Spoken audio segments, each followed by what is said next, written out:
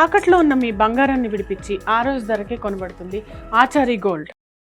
ఏదైతే శనివారం రోజు రాహుల్ గాంధీ ఒక బహిరంగ సభలో మాట్లాడుతూ నేను త్వరలో ఒక పెద్ద ఐటమ్ బాంబు పేలుస్తాను, బయట ఎలక్షన్ కమిషన్ ఎన్ని ఓట్స్ యాడ్ చేశారు, ఎన్ని ఫేక్ ఓట్స్ ఉన్నాయి ఏంటి అనేది త్వరలో నేను బయట పెడతాను అని అన్నారు సార్. అదే చూస్తే కనుక తేజస్విని యాదవ్ ఎవరైతే బీహార్ సీఎం క్యాండిడేట్ గా పోటీ చేస్తున్నాడో అతను కూడా అతను ఓట్ లేదు అని చెప్పి ఒక ప్రెస్ మీట్ పెట్టారు సార్. ఇదంతా చూస్తుంటే ఎలక్షన్ కమిషన్ ఏమన్నా వరీడ్ సిచ్యువేషన్ లోకి వెళ్ళిపోయినట్టుందా సార్? ఆల్మోస్ట్ 100 సీట్ల వరకు రిగ్గింగ్ జరిగినాయి అని చెప్పి ఆరోపిస్తున్నారు కదా సార్ రాహుల్ గాంధీ. బేసిక్ గా రాహుల్ గాంధీ గారు చాలా కీలక అంశాలు లేవనెత్తారు. ఆహ్వానించదగ్గ పరిణామం. ప్రజాస్వామ్యంలో ఎన్నికలు అనేది చాలా కీలకం. ఆ ఎన్నికలు అనేది పారదర్శకంగా జరగాలనేది కూడా అత్యంత ముఖ్యమైన అంశం. ఎన్నికల్లో రాహుల్ గాంధీ గారు చెప్పినట్టు దొంగ ఓట్లు వచ్చాయా, జగన్ గారు చెప్పినట్టు ఈవీఎంలు మేనేజ్ చేసినారా, వీటికి మనకు ఆధారాలు లేవు. కోర్టులు, జగన్ గారు వాళ్ళు ఏం చెప్తారో చూద్దాం. కానీ ఒక అనుమానం మాత్రం, దానికి కారణం ఎలక్షన్ కమిషన్.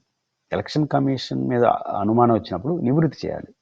ఎన్ని వస్తే అన్నిపై నివృత్తి చేయాలి. ఎప్పుడైతే నివృత్తి చేయకపోగా అనుమానాలు పెంచే చర్యల్ని ఎప్పుడైతే చేస్తారో ఆటోమేటిక్గా ప్రజలకు అనుమానం వచ్చేస్తుంది. అప్పుడు ప్రతిపక్షాలు చేసే విమర్శలు అన్నింటిని నమ్ముతారు, నిజానిజాలతో సంబంధం లేకుండా. ఇప్పుడు ఉదాహరణకు మనం మీరైనా నేనైనా ఓటేస్తే ఎక్కడ చూసుకుంటాం మన ఓటు పడిందా లేదని అంటే ఈవీ ఫ్యాడ్లో చూసుకుంటాం. ఈవీ మిషన్ ఉంటుంది, ఈవీ ఫ్యాడ్ మిషన్ ఉంటుంది. మనం ఈవీ మిషన్లో ఓటేస్తాం, ఈవీ ఫ్యాడ్లో నేను ఎవరికి ఓటేసానో చూస్తాం. అంటే స్లిప్ కనపడుతుంది మనకు 10 సెకండ్లు. కానీ నేను నమ్మేది ఈవీ ఫ్యాడ్లు చూసే నేను ఎవరికి ఓటేసానని. కానీ ఇప్పుడు ఈవీ ఫ్యాడ్ ప్రజాప్రాతినిధ్య చట్టం ప్రకారం 40 రోజులు ఉండాలి, నిక్షిప్తమై ఉండాలి. లేదు, 20 రోజులకి క్లోజ్ చేసి పడేసినారు, ఎరైజ్ చేసి పడేశారు. ఫలితం ఏమవుతుంది? ఈరోజు సుప్రీంకోర్టు జోక్యం చేసుకొని ఒక నియోజకవర్గంలో విచారణ జరపండి అంటే ఎక్కడ విచారణ జరపాలి? ఎరైజ్ అయిపోయింది. అంటే ఎలక్ట్రానిక్లో మెషిన్లో వచ్చిన ఓట్లన్నీ, ఈవీ ఫ్యాడ్లో వచ్చిన ఓట్లన్నీ ఎవరికి ఎన్ని వచ్చాయి, 2 సమతూకంగా ఉన్నాయనుకోండి, ఏమి తప్పు జరిగినట్టు. ఇన్బ్యాలెన్స్ అయిపోయింది అనుకోండి, తప్పు జరిగినట్టు. కాబట్టి ఇవన్నీ తేలాలంటే ఈవీ ఫ్యాడ్ ఉండాలి. ఈవీ ఫ్యాడ్ 20 రోజులకి ఫినిష్ చేసి పడేశారు, ఇంకేం చేస్తారు? కాబట్టి ఇట్లాంటి అనుమానాలు అనేకం ఎలక్షన్ కమిషన్ వస్తున్న కారణంగా రాహుల్ గాంధీ మాటకు విలువ పెరిగింది. ఒకప్పుడు జగన్మోహన్ రెడ్డి గారు ఇదే మాట్లాడారు, ఈరోజు రాహుల్ గాంధీ అదే మాట్లాడారు. అందరికీ అనుమానాలు వచ్చేస్తున్నాయి.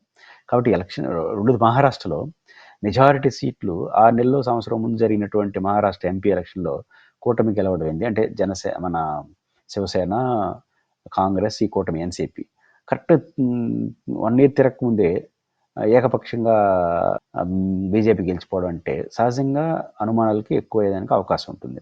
కాబట్టి ఎలక్షన్ కమిషన్ వ్యవహరిస్తున్న తీరు, ఆడ ఏం జరిగింది అనేది మనకు తెలియదు, కానీ వాళ్ళ తీరు అనేది అనుమానాలు దారితీస్తుంది.